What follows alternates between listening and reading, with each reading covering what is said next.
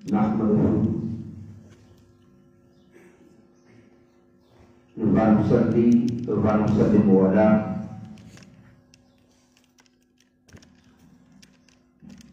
سيدنا ومولانا محمد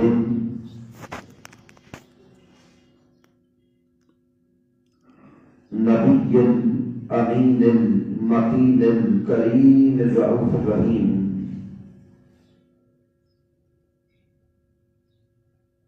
أما بعد فأعوذ بالله من الشيطان الرجيم. بسم الله الرحمن الرحيم. قال الله تبارك وتعالى في القرآن المجيد: الذين ينفقون في السراء والضراء والكاظمين الغيظ والعافين عن الناس والله يحب المحسنين. صدق الله مولانا العظيم. إن الله وملائكته يصلون على النبي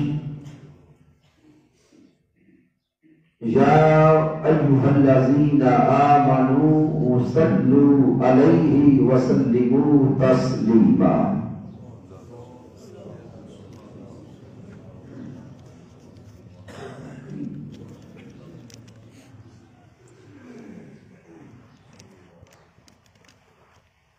اللہ رب العزت کی توفیق سے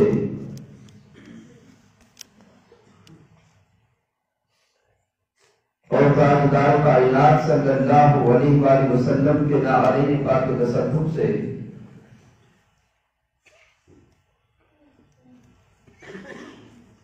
منہاج القرآن اسلامک سینٹر راولپنڈی میں تحریک منہاج القرآن راولپنڈی کے زیر اہتمام رمضان المبارک کی بابرکت ساعتوں میں ہم 5 روزہ دروس عرفان القرآن کی آج 4تھی نشست میں حاضر ہیں. ان 5 روزہ دروس عرفان القرآن کے انعقاد پر مبارکباد پیش کرتا ہوں تحریک منہاج القرآن راولپنڈی کے جملہ قائدین اور کارکنان کو، تحریک منہاج القرآن کے جملہ فورمز، منہاج القرآن علماء کونسل، منہاج القرآن یوتھ لیگ، مصطفی اسٹوڈنٹس موومنٹ اور منہاج القرآن ویمن لیگ کی ماں بہنوں اور بیٹیوں کو کہ جن کو رب کائنات نے یہ توفیق بخشی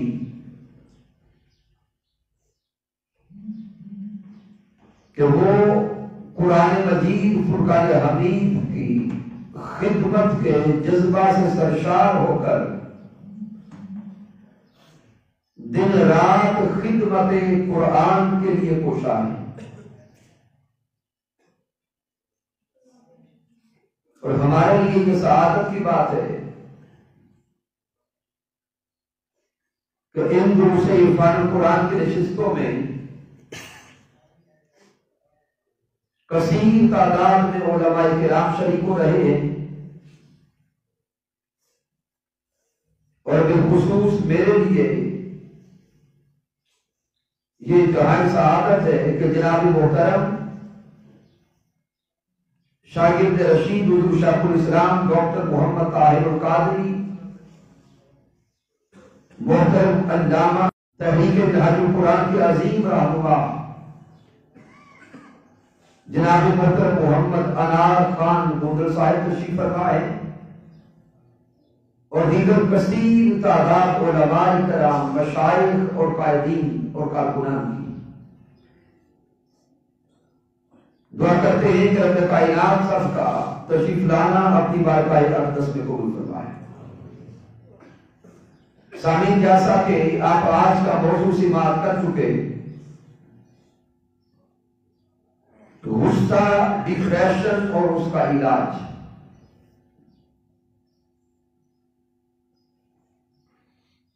یہ موضوع سن کر بعض احباب کے ذہن میں سوال پیدا ہوگا کہ عمومی طور پر ممبروں محراب پر ایسے موضوعات کو بیان نہیں کیا جاتا ہے۔ تحریک منہاج القرآن نے ان 5 روزہ دروس عرفان القرآن کی نشستوں میں اس موضوع کو کیوں لیا ہے؟ کیونکہ خالصتاً یہ فنی موضوع ہے، اور اگر اس موضوع کو دیکھیں تو بعض احباب کو یہ سمجھیں گے کہ یہ میڈیکل سائنس کا ٹاپک ہے، لیکن سامعین، حضور شیخ الاسلام ڈاکٹر محمد طاہر القادری مرتضی الوالی کی سرپرستی میں جب ان 5 روزہ دروس عرفان القرآن کے موضوعات کو اسٹڈی کیا گیا، کیونکہ حضور شیخ الاسلام نباز عصر ہیں، مجدد وقت ہیں، آپ کی نگاہ صرف ظاہری جذباتی اور شرعی موضوعات پر نہیں ہوتی، آپ کی نگاہ تو پوری قوم اور امت پر ہوتی ہے۔ جب معاشرے کے حالات کو دیکھا جا رہا ہے کہ معاشرے میں ہر طرف بدامنی ہے، ذہنی انتہا پسندی ہے، 80 سے 90% گھروں کے حالات کو دیکھیں تو گھروں میں لڑائیاں ہیں، جھگڑے ہیں، فسادات ہیں اور ناچاکیاں ہیں۔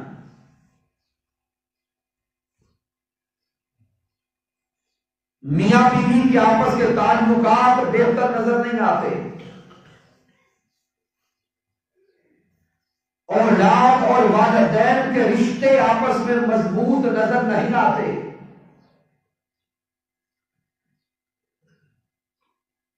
تو جب یہ دیکھا کہ معاشرہ بالکل بدامنی کی طرف جا رہا ہے، تو پھر حضور شیخ الاسلام کی سرپرستی میں یہ مناسب سمجھا گیا کہ تحریک منہاج القرآن اس معاشرے کی تربیت اور اصلاح کا کام کر رہی ہے۔ اس لیے بالخصوص اس موضوع کو لیا گیا کہ ہم ان 5 روزہ دروس عرفان القرآن میں اس معاشرے کو براہ راست ایڈریس کریں، اس معاشرے کو انتہا پسندی سے نکالیں، بدامنی سے نکالیں، لڑائی جھگڑے اور فسادات سے نکالیں، تاکہ یہ معاشرہ حقیقتاً مستفی معاشرہ قائم ہو سکے۔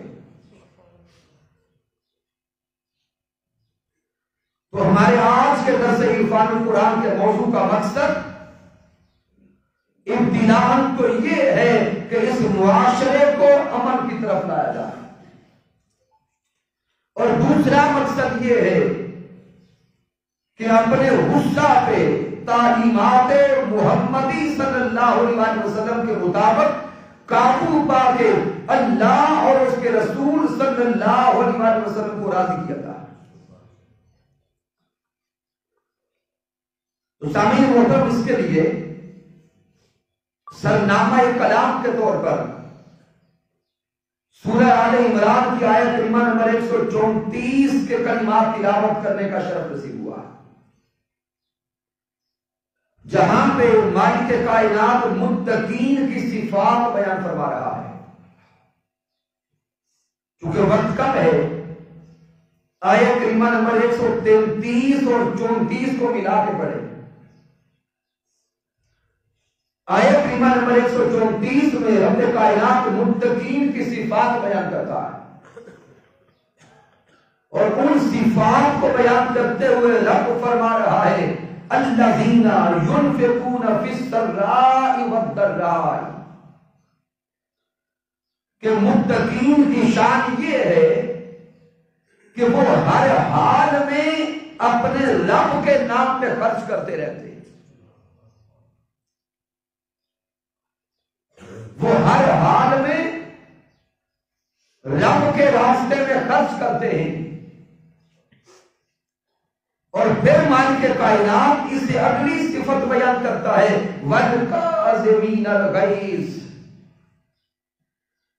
کہ جب انہیں غصہ آتا ہے تو وہ غصہ کو پی جاتے ہیں، غصہ کو پی جاتے ہیں۔ وَالْعَافِينَ عَنِ النَّاسِ، اور صرف غصہ پیتے نہیں، جس پہ غصہ آتا ہے اسے معاف کر دیتے۔ وَاللَّهُ يُحِبُّ الْمُحْسِنِينَ، آگے میرا رب فرما رہا ہے کہ جن کو یہ صفات نصیب ہو جاتی ہیں وہ درجہ محسنین پہ آ جاتے ہیں، اور اللہ رب العزت خود محسنین سے محبت فرماتا ہے۔ اب اس آیہ کریمہ کو سمجھ لینے کے بعد آئیے یہ سمجھنے کی کوشش کریں کہ غصہ کہتے کسے ہیں۔ اب آپ کئی بار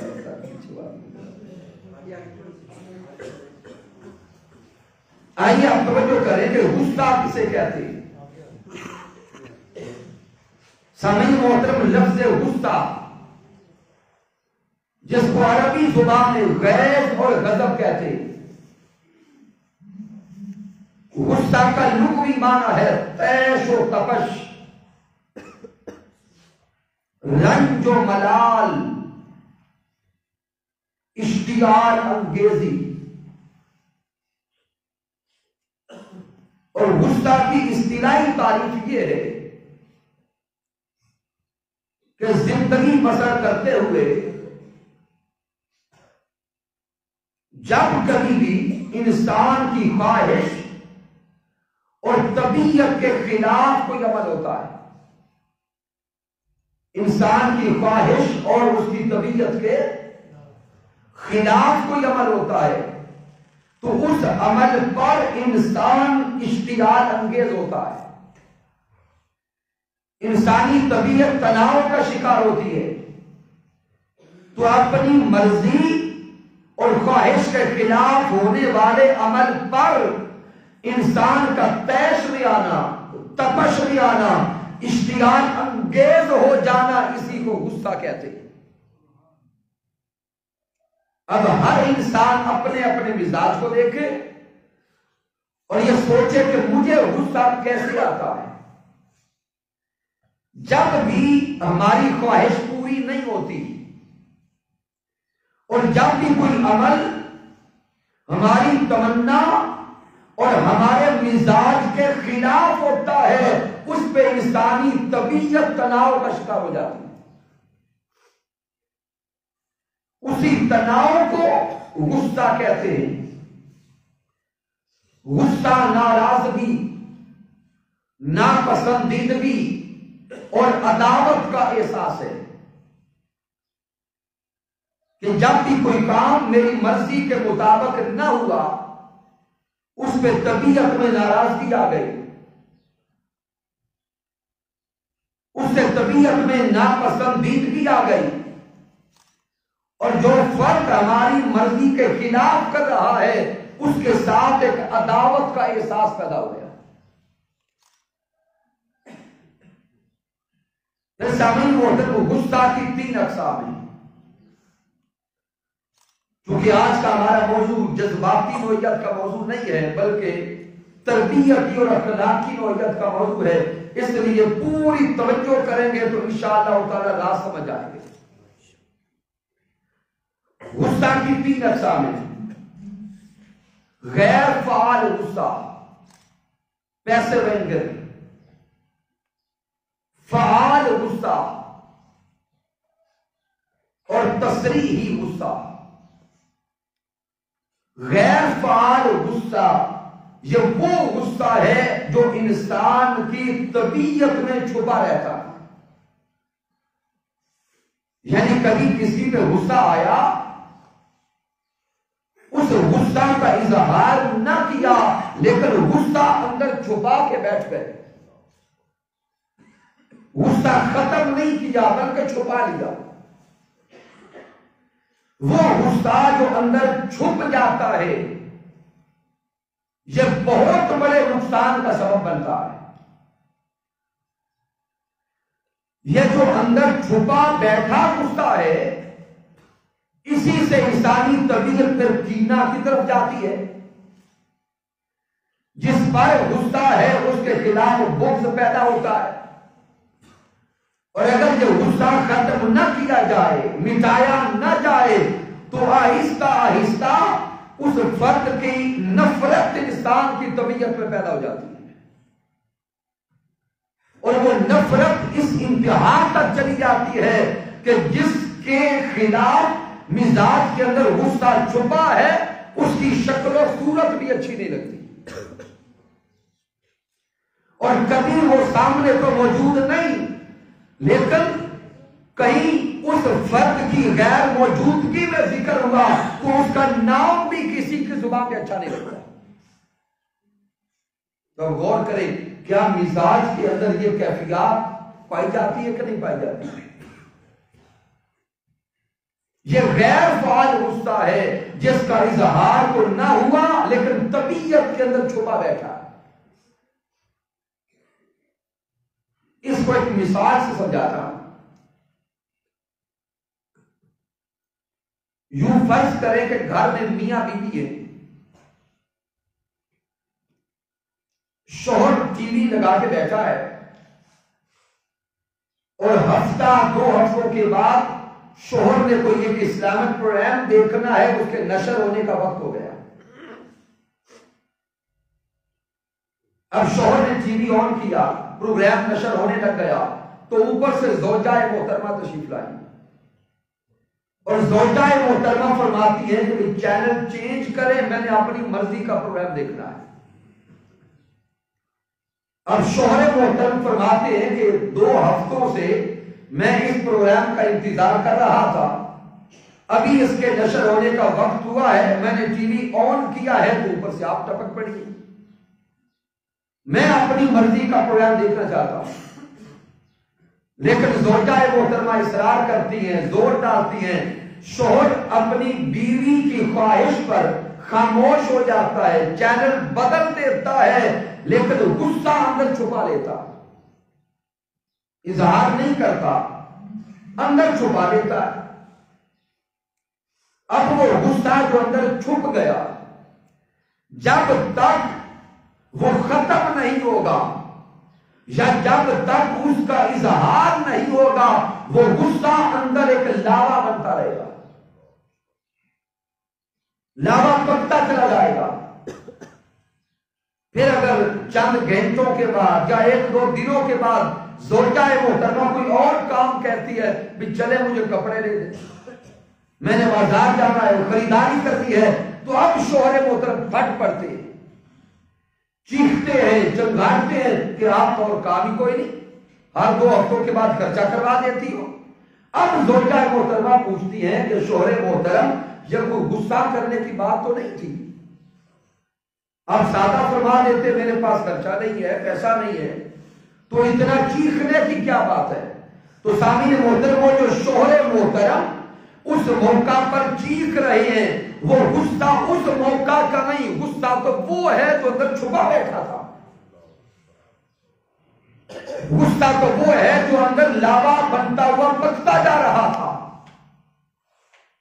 تو یہ غصہ جو مزاج کے اندر چھپا رہتا ہے اگر اس کو مٹایا نہ جائے، ختم نہ کیا جائے یا ظاہر نہ کیا جائے، یہی غصہ پھر کینہ کا سبب بنتا ہے، بغض کا سبب بنتا ہے، اور پھر آگے بڑھ کر یہی غصہ نفرت کا سبب بنتا ہے۔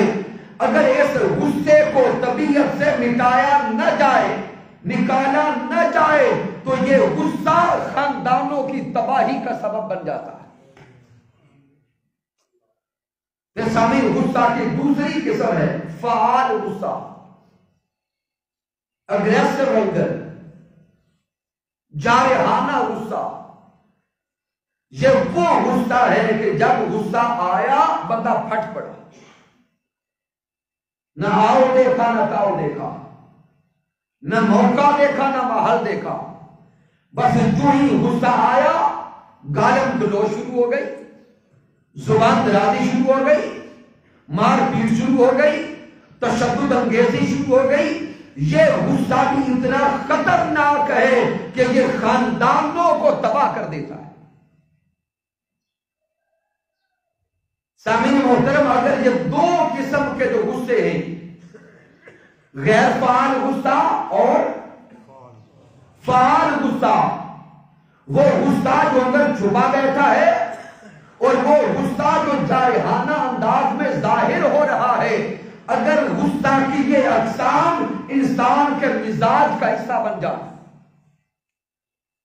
اگر یہ غصہ انسانی طبیعت کا حصہ بن جائے، ہر وقت انسان غصے میں رہے، اولاد سامنے آئے تو اولاد پہ غصہ، بیوی سامنے آئے تو بیوی پہ غصہ، محلے کے لوگ سامنے آئے تو ان پہ غصہ، اور یہی حال ازواج پر بھی ہے، عورتوں پر بھی ہے۔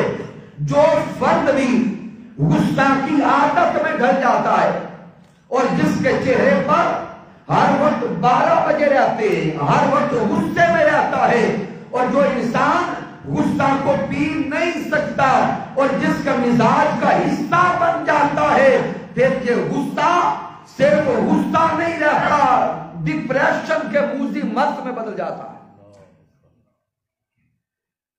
اور ڈپریشن اتنی موذی مرض ہے کہ اگر ڈپریشن ہو جائے تو انسان کی زندگی کا سکھ چین ختم ہو جاتا ہے، انسان کی زندگی کا اطمینان اور سکون ختم ہو جاتا ہے۔ پھر سامعین، غصہ کی تیسری قسم ہے تصریحی غصہ۔ غصہ کی یہ وہ قسم ہے جس کا ذکر رب کائنات قرآن مجید میں کرتا ہے، وَالْقَاذِمِينَ الْغَيْظَ۔ یہ متقین وہ ہیں جو غصہ اندر چھپاتے نہیں بلکہ رب کی رضا کے لیے پی جاتے ہیں۔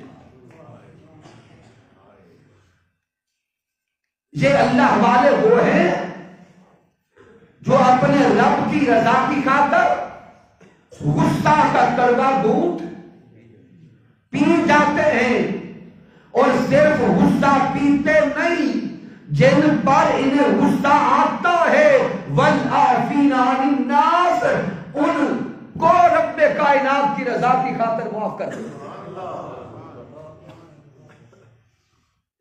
تو سامعین محترم، غصہ کی یہ جو تیسری قسم ہے تصریحی غصہ، غصہ کو پی جانا اور جس پر غصہ آئے اسے اونچا بولے معاف کر دینا، یہ غصہ کی وہ قسم ہے جو معاشرے میں بہتری لاتی ہے، معاشرے کو بہتر کرتی ہے۔ اب سامعین، جب غصہ کی تعریفات کو سمجھ گئے، اب آئیے دیکھیں کہ غصہ کے انسانی زندگی میں نقصانات کیا ہیں۔ میں نے عرض کیا کہ اگر فعال غصہ اور غیر فعال غصہ انسانی مزاج کا حصہ بن جائے تو وہ صرف غصہ نہیں رہتا بلکہ ڈپریشن بن جاتا ہے۔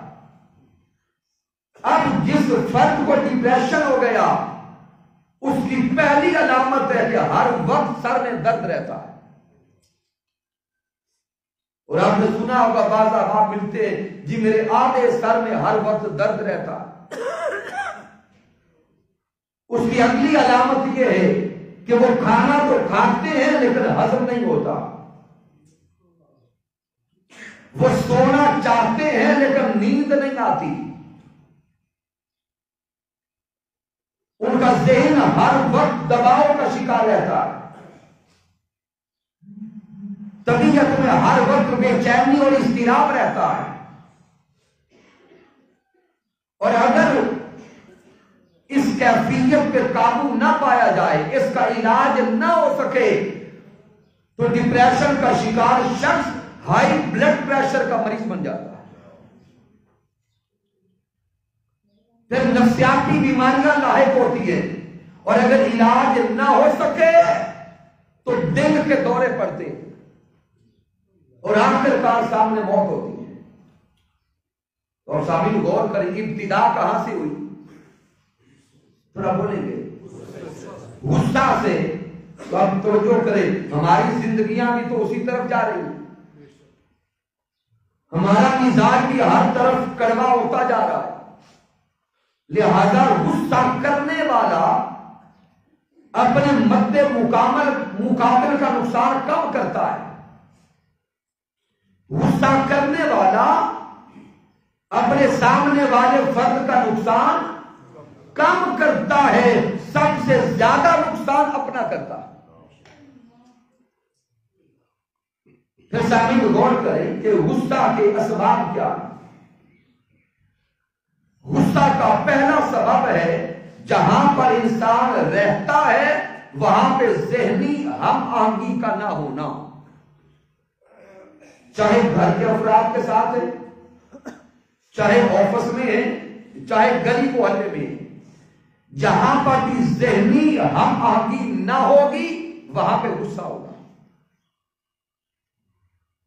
پھر اولاد کا نافرمان ہونا غصہ کا سبب بنتا ہے، پھر طبیعت کا اعتدال سے ہٹ جانا غصہ کا سبب بنتا ہے، پھر طبیعت کا قناعت پسندی اور توکل سے ہٹ جانا غصہ کا سبب بنتا ہے۔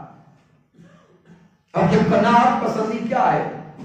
کہ جو اللہ نے دیا اس پہ صبر شکر نہیں کرنا، اس پہ توکل نہیں کرنا، اسباب وسائل کم ہیں لیکن دوڑ آگے کی ہے۔ خاندان میں کسی گھر والوں نے ایک نیا فریزر لے لیا اور زوجہ محترمہ نے شور مچانا شروع کر دیا کہ ساڑھے گھر میں 10 سال پرانا فریج پہ ہے، بس آپ بندہ دوڑ پڑا کہ میں بھی نیا فریزر لیتا ہوں۔ اپنے خاندان میں کسی نے نئی گاڑی لے لی،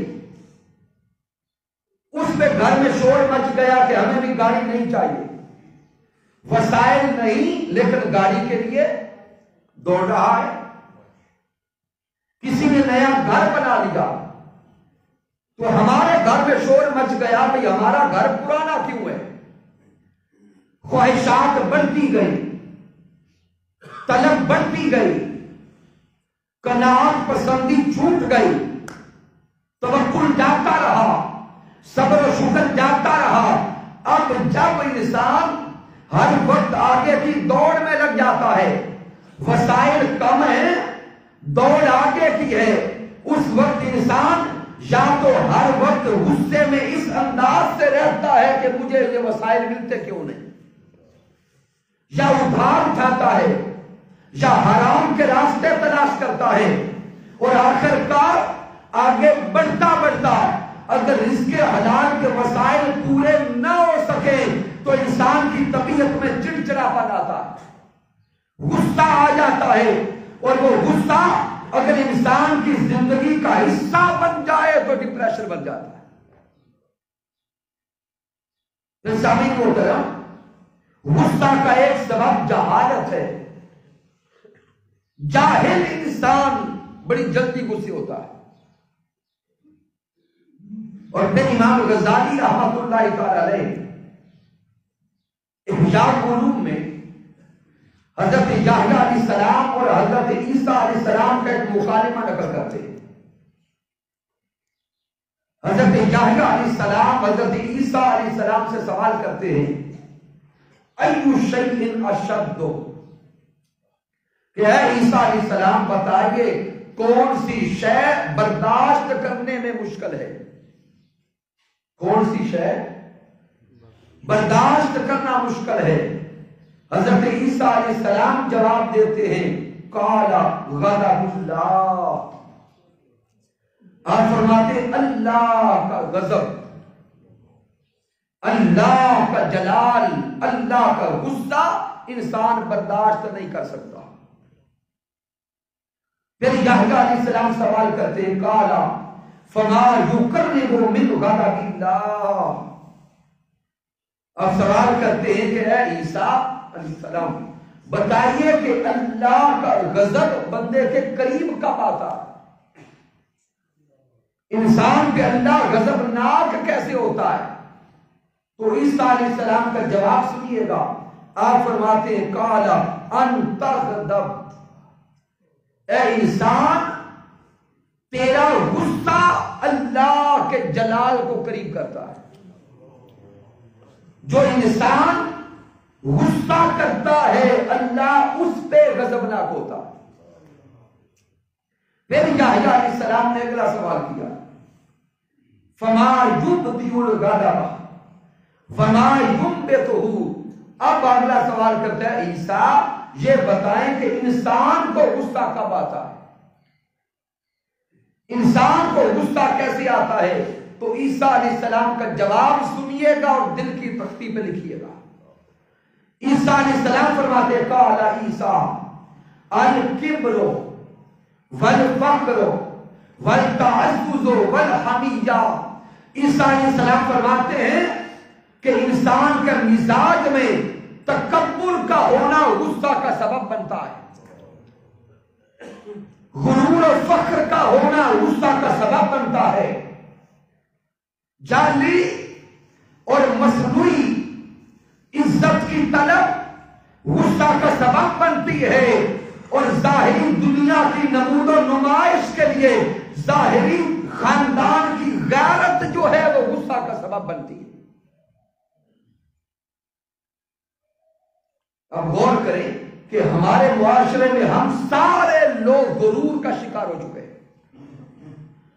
متکبر بن چکے، اور ظاہری جاہ و منصب اور عزت و حوث کے بھوکے بن چکے ہیں.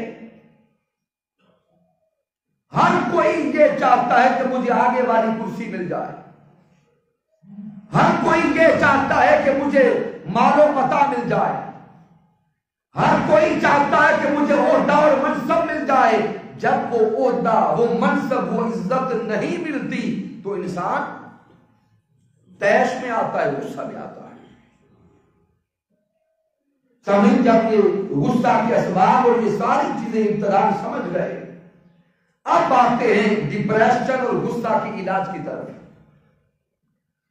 ابتداء میڈیکل سائنس نے جو علاج بتائے ہیں میں وہ صرف عرض کرتا ہوں. طبی ماہرین نے جو ابتدائی علاج بتایا ہے وہ یہ ہے کہ جو انسان ڈپریشن کے مرض کی طرف بڑھ رہا ہو اسے چاہیے کہ وہ کسی قدرتی مقام پہ جا کے لمبی لمبی سانسیں لیا کرے، ماحول بدلے، کسی باغ میں چلا جائے، کسی پارک میں چلا جائے جہاں پہ قدرتی مناظر ہو، اور ان قدرتی ماحول میں اور مناظر میں بیٹھ کر آنکھیں بند کرے اور لمبی لمبی سانس لیا کرے، ڈیپ بریتھنگ. دوسرا علاج بتاتے ہیں کہ اپنے کھانے کا وقت اور کھانے کی روٹین کو بدلا جائے. تیسرا علاج ہے کہ نیند کو پورا کیا جائے، چاہے وہ گولیاں کھا کے کرنی پڑے. چوتھا علاج بتاتے ہیں کہ اپنی صحبت کو بدلا جائے، سنگت کو بدلا جائے، اچھے لوگوں کی صحبت میں بیٹھا جائے. پانچواں علاج ہے ہر روز انسان ایکسرسائز کرے، ورزش کرے. چھٹا علاج ڈاکٹرز بتاتے ہیں کہ ڈپریشن کا مریض ہر روز مراقبہ کرے. کیا کرے؟ مراقبہ کرے. اور مراقبہ میڈیکل سائنس کے جو ڈاکٹرز کہتے ہیں وہ یہ ہے کہ بندہ کسی قدرتی مقام پہ جائے، آنکھیں بند کرے اور آنکھیں بند کر کے قدرتی مناظر کو تصورات میں لائے اور اتنی لطافت اور باریکی کی طرف جائے، آنکھیں بند کر کے اسے یوں محسوس ہو کہ پھول کھل رہا ہے اور کلی کے نکلنے کی بھی اسے آواز آئے، وہ مزاج کو قدرت کی طرف لے کے جائے۔ اور اگر ان سارے علاجات کرنے کے سبب بھی انسان کو شفا نہ ملے تو باقاعدہ کسی ڈاکٹر کے پاس جائے اور ڈاکٹر کے مشورہ سے میڈیسن کھائے، وہ میڈیسن کھائے تب علاج کی طرف آئے۔ لیکن سامعین محترم، اللہ اور اس کے رسول صلی اللہ علیہ وسلم نے غصہ اور ڈپریشن کے اس سے بھی بہتر علاج بتائے۔ تاجدار کائنات کی تعلیمات کا خاصہ یہ ہے کہ دنیا کے ڈاکٹر علاج کرتے ہیں مریض کا، جملہ سمجھیے گا، دنیا کے ڈاکٹرز کا علاج تب شروع ہوتا ہے جب مرض لگ جاتی ہے، جب مرض لگ جاتی ہے۔ امام الانبیاء تاجدار کائنات حضرت محمد مصطفیٰ صلی اللہ علیہ وسلم کا علاج اسی لمحے شروع ہو جاتا ہے، ابھی مرض نہیں لگتی مصطفیٰ علاج پہلے شروع کر دیتے۔ تو اب وہ علاجات کو 7 یا 8 عرض کرتا ہوں جو اللہ اور اس کے رسول نے فرمائے، ان میں جو سب سے پہلا علاج قرآن و حدیث کی روشنی میں عرض کر رہا ہوں وہ وہی ہے جس کا ذکر پہلے ہوا، مراقبہ۔ پہلا علاج کیا عرض کر رہا ہوں؟ مراقبہ۔ چونکہ دونوں علاجات میں لفظ مراقبہ آ گیا، اصطلاحی اعتبار سے مراقبہ ایک ہی ہے۔ اب میڈیکل سائنس نے بھی کہا کہ اپنے تصورات کو قدرت کی طرف لاؤ۔ اب غور کریں کہ ڈپریشن کیا ہے؟ ڈپریشن ہے دل کا بے چین رہنا، انسانی مزاج کا بے چین رہنا، دل کا غیر مطمئن رہنا، دل کا مضطرب رہنا۔ رب کائنات قرآن مجید میں فرما رہا ہے، اے ایسے مریضوں جن کا دل بے چین رہتا ہے، مضطرب رہتا ہے، آؤ اللہ اور اس کے رسول کی طرف، تمہیں چین یہاں سے ملے گا۔ مالک کائنات سورۃ الرعد میں فرماتا ہے، الا بذکر اللہ تطمئن القلوب، اے دلوں کی بے چینی کی شکایت کرنے والوں، آؤ اللہ کی یاد کی طرف، آؤ اپنے رب کی یاد کی طرف، آؤ مولا کے نام کے ورد کی طرف، آؤ مولا کے نام کے وظیفہ کی طرف۔ اے بے چینو، رب کے نام کو یاد کرتے جاؤ، ادھر یاد کرتے جاؤ گے مولا تمہیں اطمینان عطا کرتا جائے۔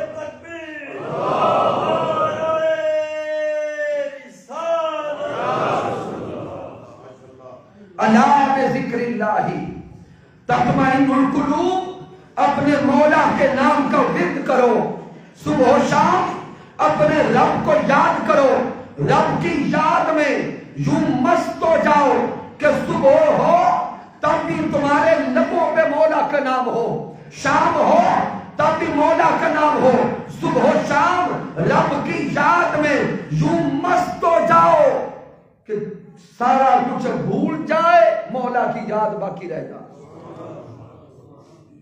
وَاذْكُرِ اسْمَ رَبِّكَ، اپنے رب کے نام کا چرچا کر دینا، وَتَبَتَّلْ إِلَيْهِ تَبْتِيلًا، اور ذکر الہی کرتے کرتے اس مقام پہ پہنچ جاؤ کہ تمہیں اپنا ہونا بھی بھول جائے۔ پھر سامعین محترم، رب کی یاد کا بہترین طریقہ نماز ہے، بہترین اسلوب اور طریقہ نماز ہے۔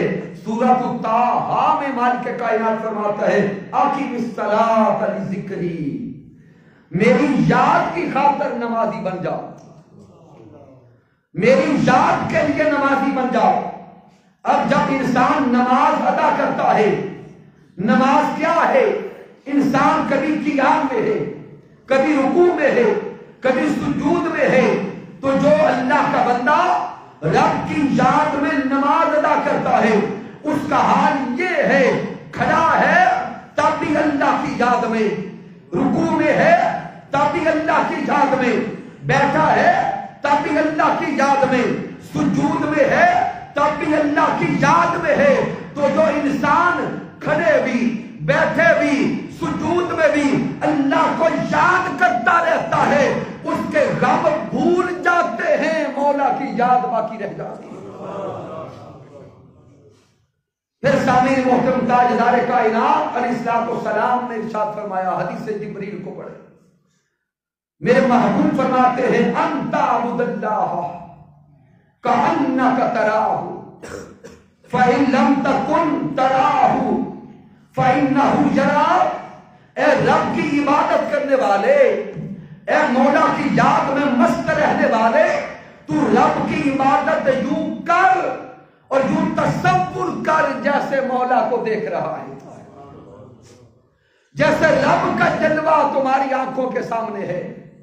فَإِن لَمْ تَكُنْ، اگر یہ تصور قائم نہیں کر سکتا تو پھر اتنا جان لے کہ میرا رب مجھے دیکھ رہا ہے۔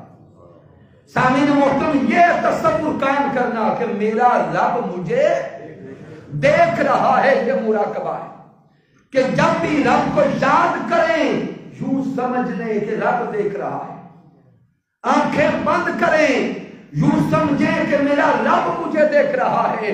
پھر سامعین محترم، تعلیمات اسلامیہ کی خوبی یہ ہے کہ قرآن و حدیث اور میرے مصطفیٰ کی تعلیمات نے انسان کو صرف مراقبہ تک نہیں رکھا، میڈیکل سائنس نے صرف مراقبہ تک رکھا، جبکہ پیارے مصطفیٰ نے انسان کو صرف مراقبہ تک نہیں رکھا۔ میرے پیارے مصطفیٰ فرماتے ہیں وہ بندہ جو رب کی یاد میں مست ہو گیا، صبح و شام مراقبہ میں رہ گیا، پہلا تصور تو یہ کہ یوں سمجھ لے کہ اسے رب دیکھ رہا ہے۔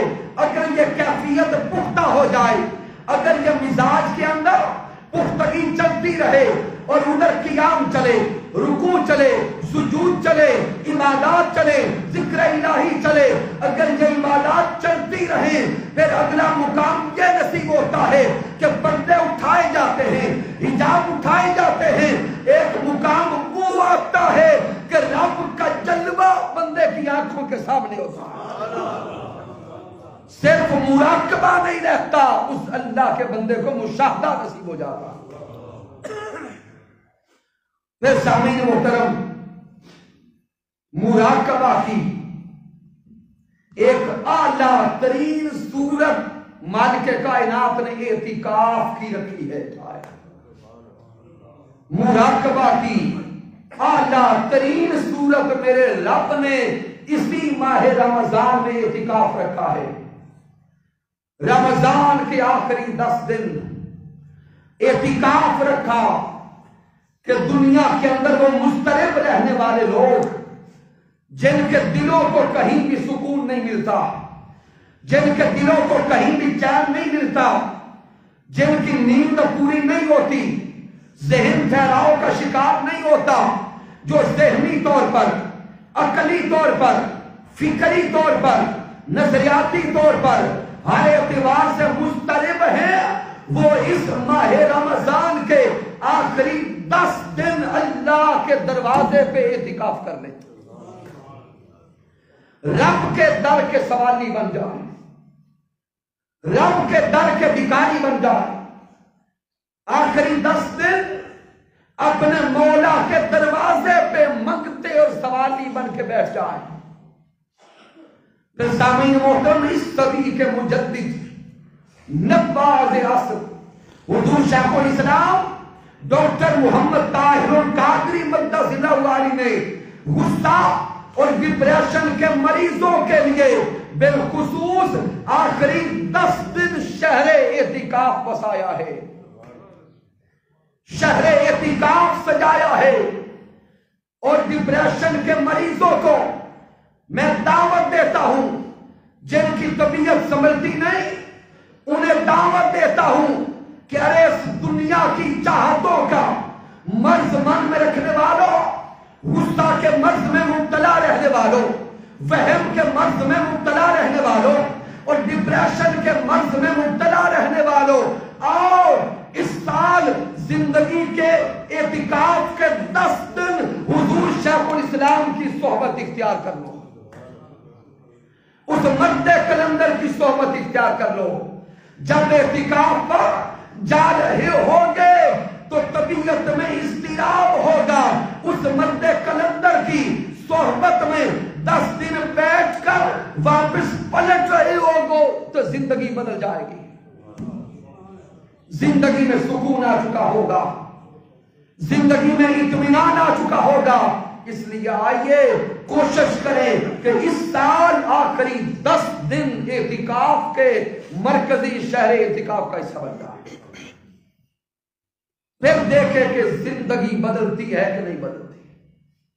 ہم نے درجنوں نہیں سینکڑوں لوگوں کی وہاں پہ زندگیاں بدلتی دیکھی ہیں۔ تو سامعین محترم، قرآن و حدیث کی روشنی میں جب علاج دیکھے تو سب سے پہلا علاج جو میں نے عرض کیا وہ مراقبہ ہے، دوسرا علاج ہے غصہ پی جانا، جس کا ذکر پہلے قرآن مجید میں ہو چکا، میں وقت بچانا چاہتا ہوں۔ دوسرا علاج کیا ہے؟ غصہ پی جانا۔ اور یہ جو غصہ پی جانا ہے اس پہ میں وقت بچاتے ہوئے آیات کا حصہ چھوڑ رہا ہوں۔ تاجدار کائنات صلی اللہ علیہ وسلم کے فرامین کیا ہے؟ امام بخاری صحیح بخاری میں لا ہے، میرے پیارے آقا علیہ السلام نے ارشاد فرمایا لیس الشدید بالسرعہ، میرے آقا فرماتے طاقتور آدمی وہ نہیں جو کشتی میں دوسرے کو گرا دے، آقا فرماتے طاقتور شخص وہ نہیں جو لڑائی میں دوسرے کو گرا دے، انما الشدید الذی یملک نفسہ عند الغضب، میرے مصطفیٰ فرماتے ہیں طاقتور وہ ہے جس کو غصہ آئے تو غصہ کے وقت وہ غصہ کو قابو میں لے آئے۔ پھر حدیث مبارکہ حضرت انس بن مالک رضی اللہ تعالیٰ عنہ سے روایت ہے، اور اس حدیث مبارکہ کو امام احمد بن حنبل المسند میں لایا۔ حضرت انس بن مالک بیان کرتے ہیں کہ ہم حضور کے ساتھ کہیں جا رہے تھے، جہاں سے گزرے وہاں پہ دنگل لگا تھا، بہت بڑا پہلوان کشتی لڑ رہا تھا۔ آقا علیہ السلام نے جب شور دیکھا، لوگوں کا اکٹھ دیکھا تو میرے حضور پوچھتے ہیں یہ کیا ہو رہا ہے؟ تو حضرت انس بن مالک فرماتے ہیں ہم نے حضور سے عرض کیا حضور یہ فلاں رستم زماں ہے اور یہ اتنا بڑا پہلوان ہے، اس سے جو بھی لڑتا ہے یہ اس کو گرا دیتا ہے۔ میرے پیارے محبوب نے جواب سنا اور حضور مسکرا کے فرماتے کیا میں تمہیں اس سے بھی طاقتور شخص نہ بتاؤں؟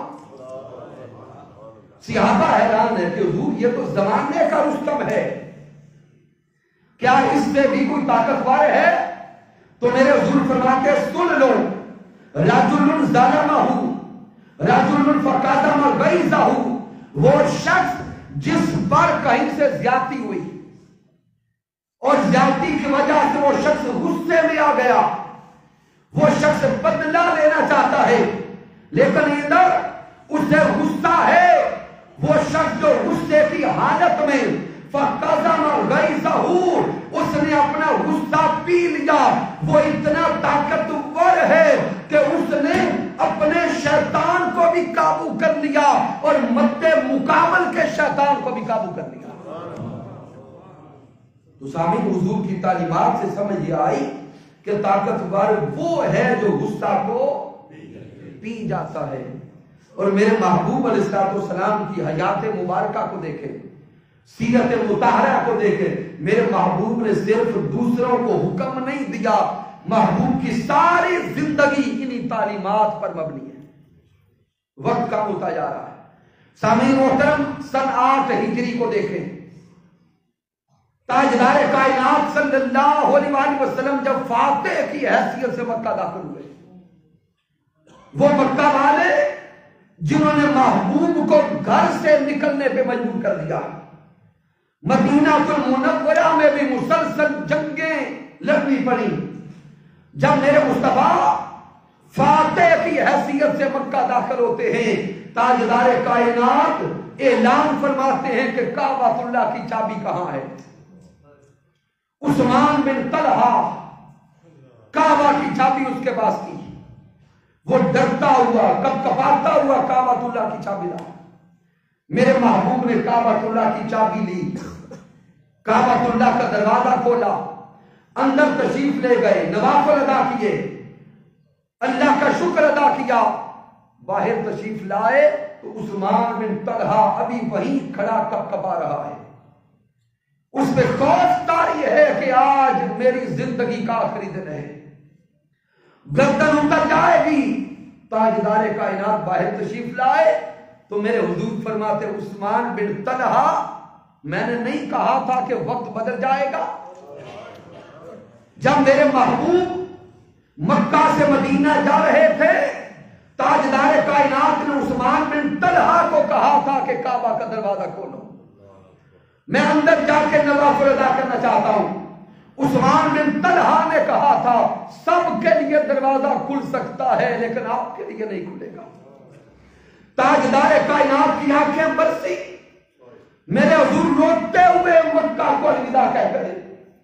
سن 8 ہجری ہے، مکہ فتح ہو چکا، کعبۃ اللہ کی چابی میرے حضور کے ہاتھوں میں ہے۔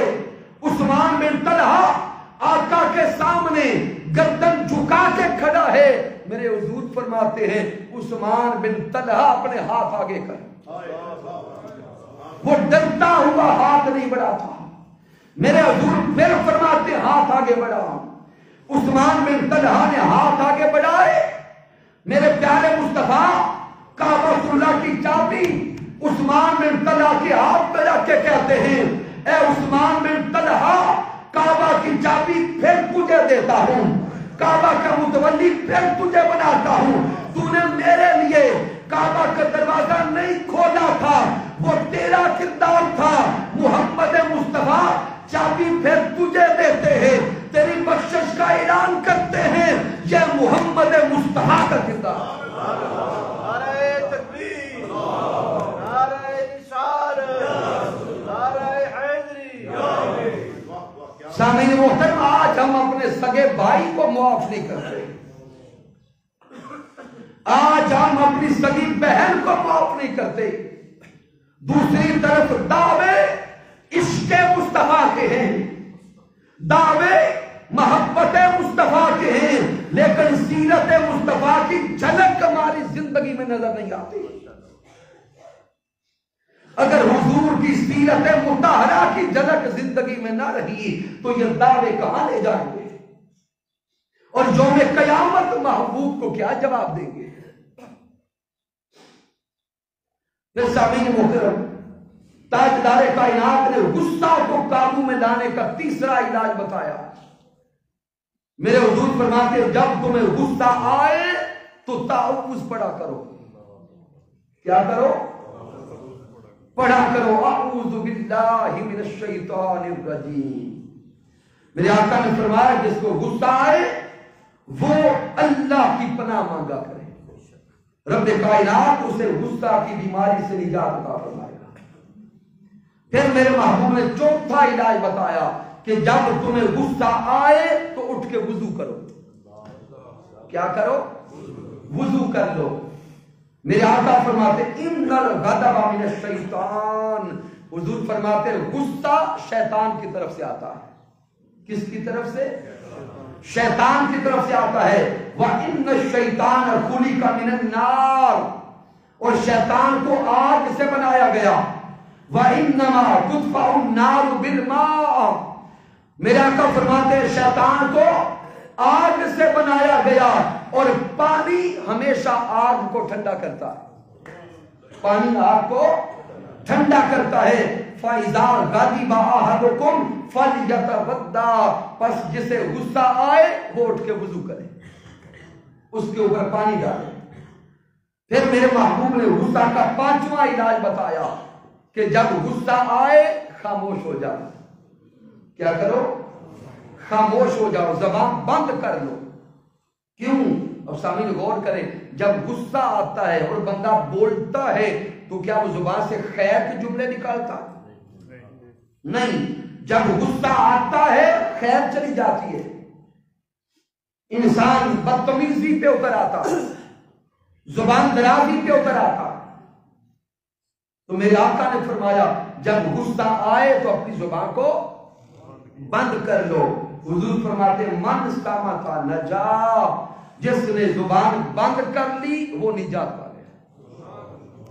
پھر میرے آقا نے غصہ کا 6واں علاج بتایا کہ جب تمہیں غصہ آئے اپنی حالت کو بدل لو، حالت کو بدل لو۔ اگر کھڑے ہو تو بیٹھ جاؤ، اور اگر بیٹھے ہو تو لیٹ جاؤ۔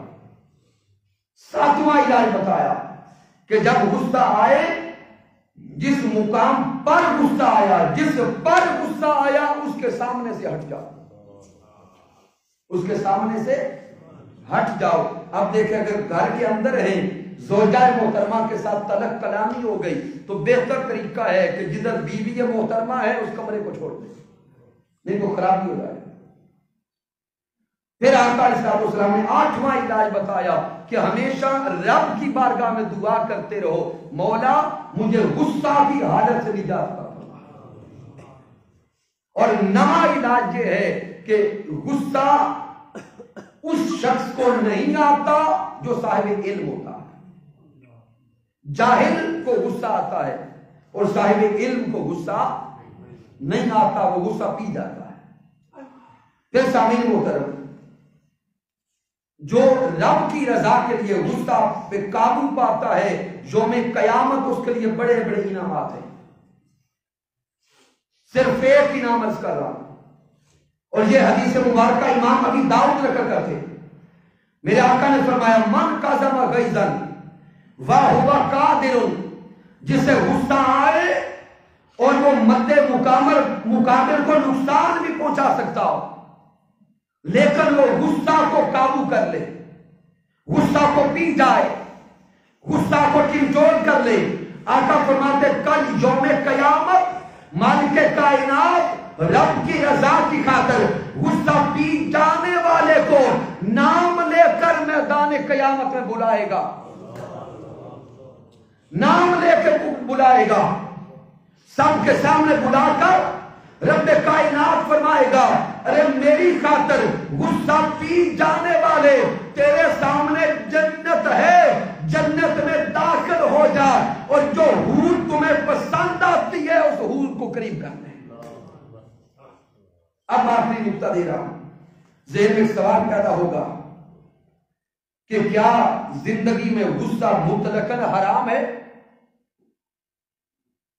کیا زندگی میں غصہ انسان کسی موقع پر بھی نہیں کر سکتا؟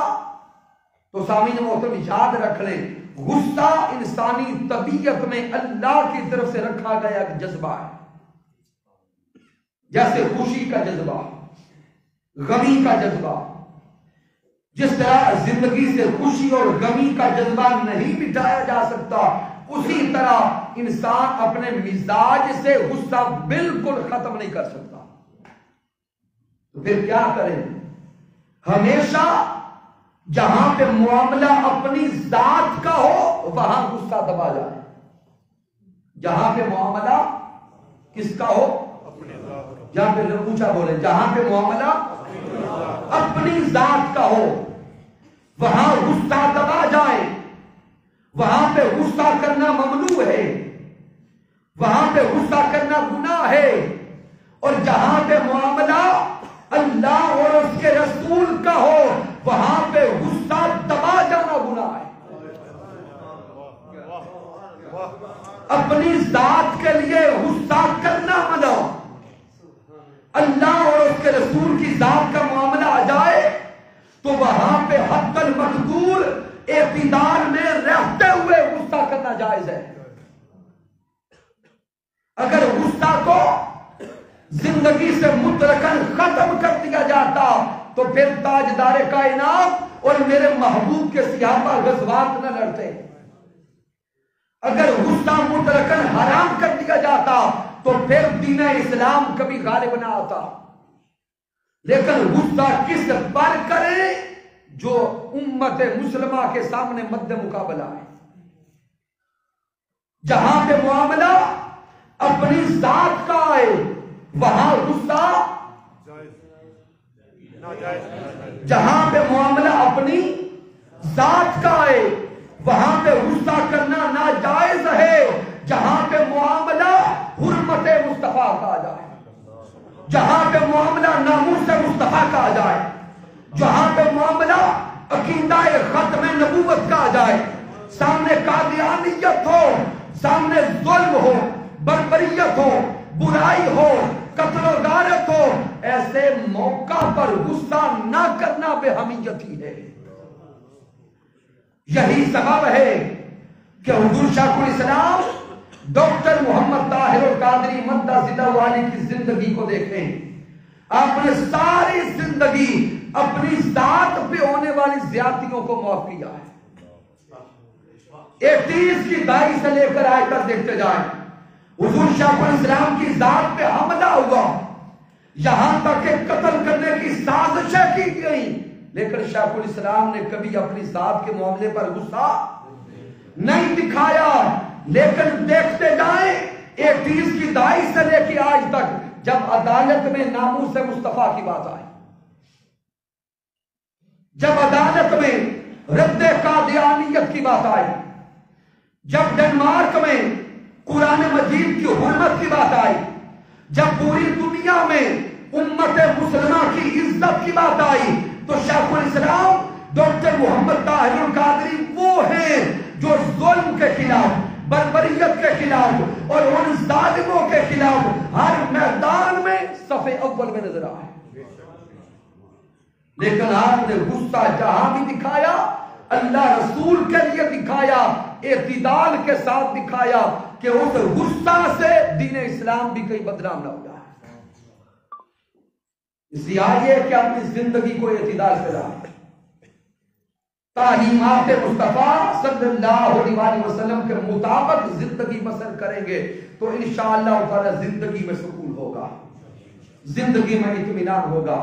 جو جوان بیٹھے ہیں میں ان سے اختتام پہ عرض کروں گا، خدا را اپنے والدین کے قریب ہو جاؤ، اور جو والدین بیٹھے ہیں ان سے عرض کروں گا کہ خدا کے لیے اپنی اولادوں کو اپنے سینے کے ساتھ لگاؤ، پیار دو، محبت دو، شفقت دو. انشاءاللہ تعالی یہ غصے کے اسباب جب ختم ہو گئے تو خود بخود زندگی میں ٹھہراؤ آئے گا، امن آئے گا، سکون آئے گا. ان 5 روزہ دروس عرفان قرآن کی انعقاد پر بارہ دیگر مبارکباد پیش کرتا ہوں تحریک منہاج القرآن راول پنڈی کے جمیع قائدین اور کارکنان کو، اور مالک کائنات کی بارگاہ میں دعا کرتے ہیں رب کائنات لمحہ ب لمحہ ایک قدم پر سب کو لاکھوں کروڑوں نے کیا عطا فرمائے. کی محمد سے وفا تو نے تو ہم تیرے ہیں، یہ جہاں چیز ہے کیا لوح و قلم تیرے ہیں. میں نے جو کچھ بیان کیا اگر اس میں کوئی کمی ہے، کوئی کجی ہے، کوئی غلطی ہے تو مجھے ناچیز کی طرف سے ہے رب کائنات معاف فرمائے.